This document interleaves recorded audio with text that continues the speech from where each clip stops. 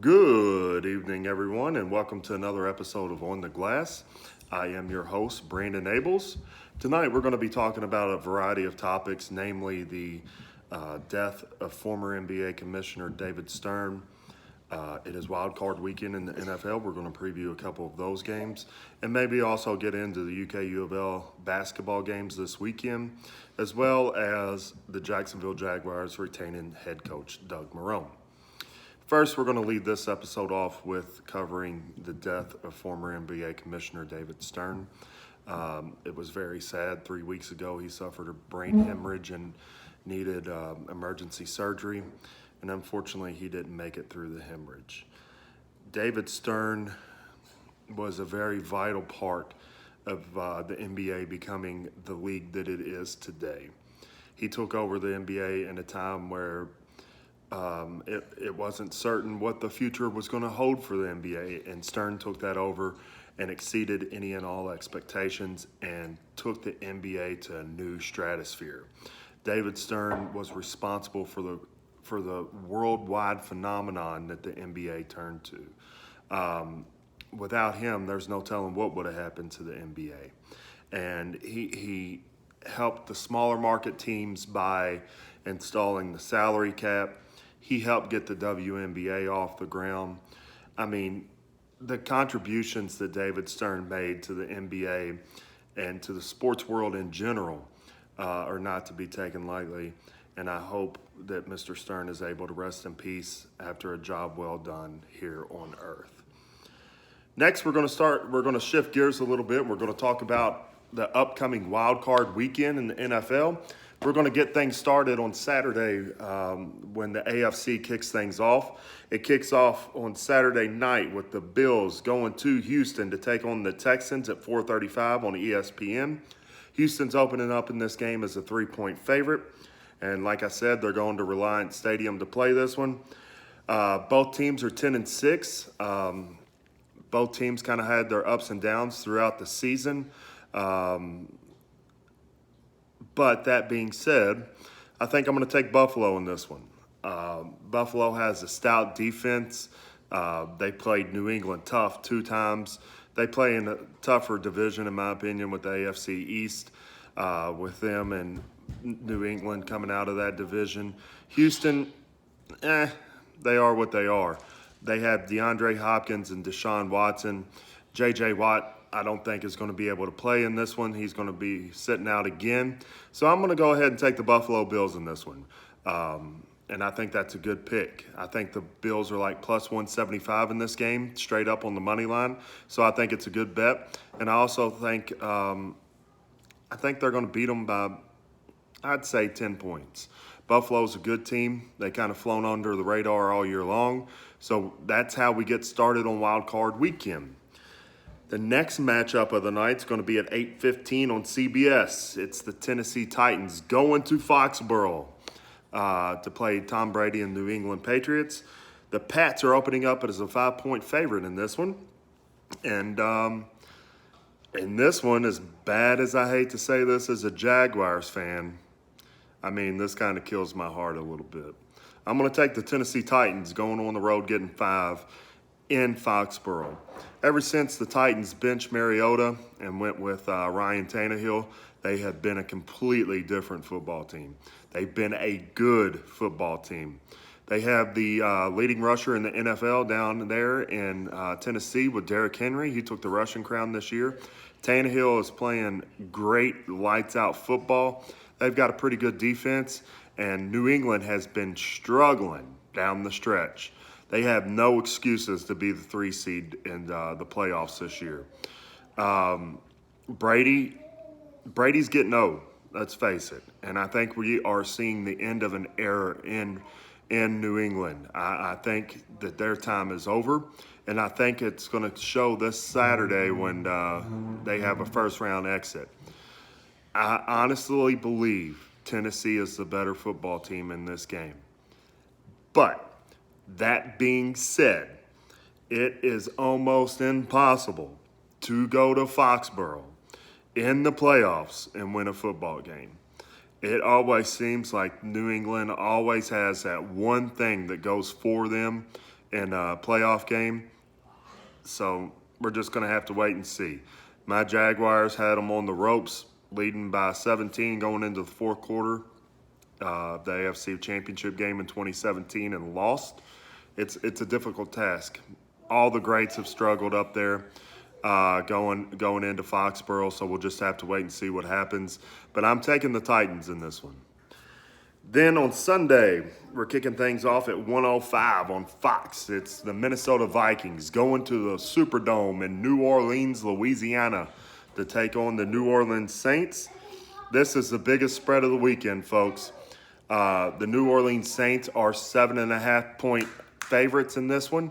So Minnesota, they're not thinking too much of you out in Las Vegas. Now, that being said, I am taking the New Orleans Saints in this game. And it's for one reason only. It's Drew Brees against Kirk Cousins. I'm taking Brees in that matchup in the playoffs every time and twice on Sunday. Kirk Cousins, that was a awful free agent signing for Minnesota. He has done nothing but bring that franchise down. It was a lot of money. It was an absolute reach of a signing. There was no reason to sign Kirk Cousins. They had 3 serviceable quarterbacks up in Minneapolis, in Minnesota, that were more than getting the job done just 2 years ago. And then in the 2017 offseason, they panicked a little bit after getting blown out in the NFC Championship game and signed Kirk Cousins out of Washington. It was a bad signing then. It's an even worse signing now. The guy cannot win the big game. And to top it all off, to start his playoffs in 2019, 2020, he's having to go to the Superdome to face Drew Brees, Mike Thomas, and all those guys down there. I'm taking the Saints, given the 7.5. It'll probably be bet up to an 8.5 point line by the time kickoff gets here. And I think it's an easy bet. I think it's easy money to win. There's no way, and you know what, that Kirk Cousins goes down to Louisiana and comes out of there with a victory. If he does, I'll be the first one to get on here and say that I was wrong. I don't see it happening. Dalvin Cook's banged up, and if you force Kirk Cousins to throw the ball, it's not going to be good. He has to have a good running game in order to be somewhat successful. Even with Diggs and their other stud receiver up there, it's not going to be enough. So I'm sorry to my good friend Ricky, but it's not going to happen for you this year, buddy. Take the Saints in the 7.5. Then to round the weekend off, it's the matchup of a century. It's the Philadelphia Eagles and the Seattle Seahawks from Philadelphia. This one's going to kick off at 4:40 on NBC. Seattle's only opening up as a 1.5 point favorite in this one. It's at Philly, and it's just unbelievable to me that Philly is only a 1.5 underdogs. We talked about it in the first episode of On the Glass. Philadelphia is a joke of a team. That whole division is a joke of a division. And the fact that the Seattle Seahawks are having to travel to Philadelphia to even play this game is a joke. It's just not right when a team as bad as Philadelphia gets to host a home playoff game just because they won a crap division. I think the NFL needs to look at that. They were this close to having a losing record and hosting a playoff game. That's wrong. That's absolutely wrong. And I think Seattle's going to go in there and dog walk them. I don't think there's going to be anything about this football game that's even going to be remotely entertaining. Seattle is the much better team, the much better franchise. They got beast mode back in Marshawn Lynch. Russell Wilson was a front runner for the MVP in the NFL for a long time until Lamar Jackson just completely overtook him. And he's going to win the NFL MVP, Lamar Jackson is. But Russell Wilson is a better quarterback than Carson Wentz. I wouldn't trade any roster spot at all from Seattle to Philadelphia. It's going to be at least a 10 to 17 point game. Seattle's going to win this one easily. There's not really a whole lot to talk about from that game. It's just going to be a complete dog walking, and I think it's ridiculous that Philadelphia is getting to host a playoff game. Now, While we're on the NFL, I'm also going to talk about the news coming out of Jacksonville, Florida this past week. I think it was on New Year's Day. The Jacksonville Jaguars have decided to retain head coach Doug Marrone after the 6-10 back-to-back 6-10 seasons, I believe it was. A lot of controversy regarding this decision, but as I stated in the first episode of On the Glass, I like this decision. The reason I like this decision is I think that Tom Coughlin was responsible for a whole lot more than we know. And I think there was a lot of players that hated playing for Tom Coughlin or under Tom Coughlin. They didn't play for him per se, but I think there was a lot of players that hated playing underneath of him. Now that he's gone, I think Marrone's going to have a lot more freedom and flexibility to do as he wishes, and I think we're going to see dividends pay out from that. So I'm with Shad Khan on this one. I think it's a good decision. Continuity is needed more than anything in Jacksonville right now. And hopefully Doug can get this thing straightened out, get us on the right path, and get us back into the playoff contention race. That's all I can hope for. I saw an article today that was written that had Jacksonville as one of the worst franchises of the 2010s. Couldn't agree more. It was a bad decade for the Jacksonville Jaguars. Hopefully we're on to a new decade, and hopefully we're on to bigger and better things in the first city. So we'll just have to see how this plays out.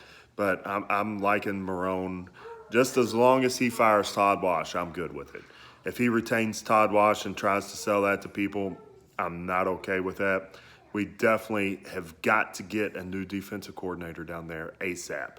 Why he has not let him go already, beyond me.